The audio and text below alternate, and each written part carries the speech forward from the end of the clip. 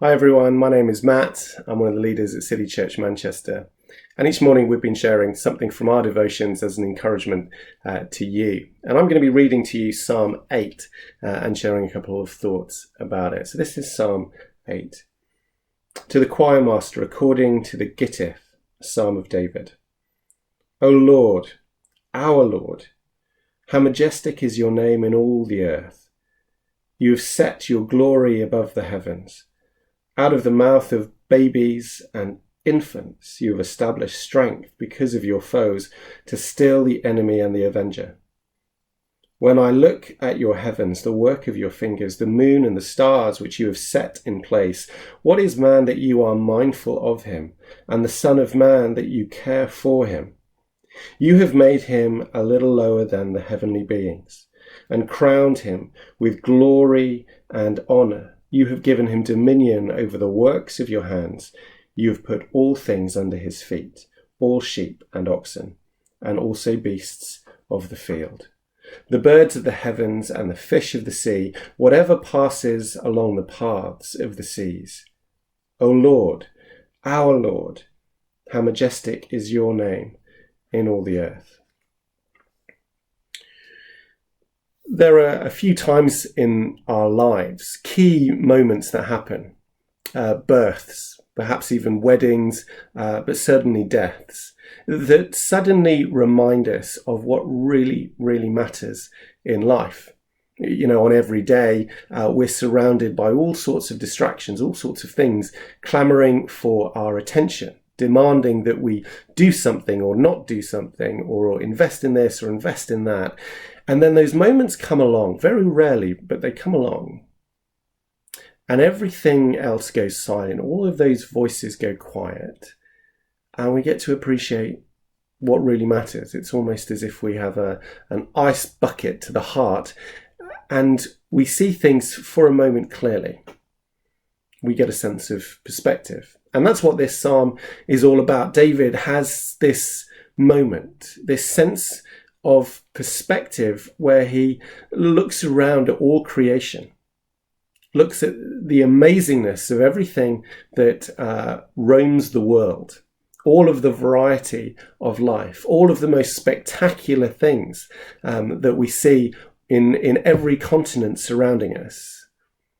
And then he realizes that the God who had the ingenuity, the creativity, the wonder to create all of these things, actually gave the crowning place of his creation to humans, to make us in his image, to look after this world that he had wonderfully made, to steward it, to help it to be nurtured and to flourish.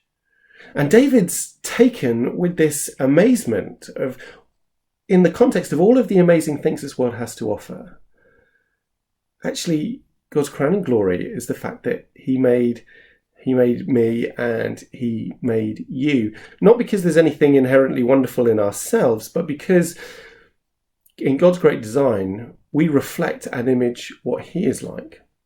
And that's a really, really special privilege for us to have.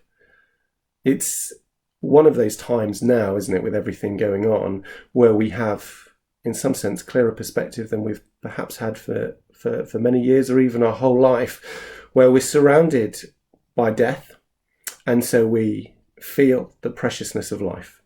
We're surrounded by the fear of ill health, and so we're surrounded by the sense of making the most of things, what truly, truly matters, in the knowledge of how vulnerable and fragile we are.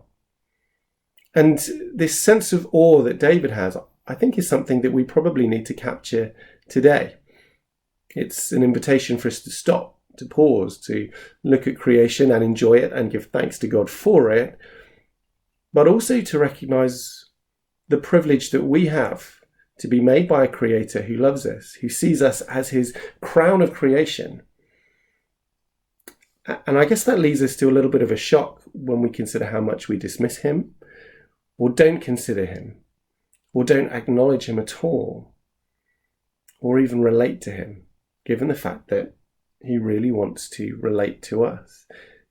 David's concluding remarks of how majestic, how wonderful the Lord is this sense of awe, overwhelming, spilling out into praise. He wants to relate to the one who made all of this. And I guess that's true of us in an even deeper way, because this psalm is also referenced in Hebrews chapter 2, talking about the fact that God sent his own son, Jesus, to be flesh and blood, a human like us, to be the ultimate crown of all creation, to be the one who would steward the world perfectly, to make all things right, and to rule the world as its true and perfect king.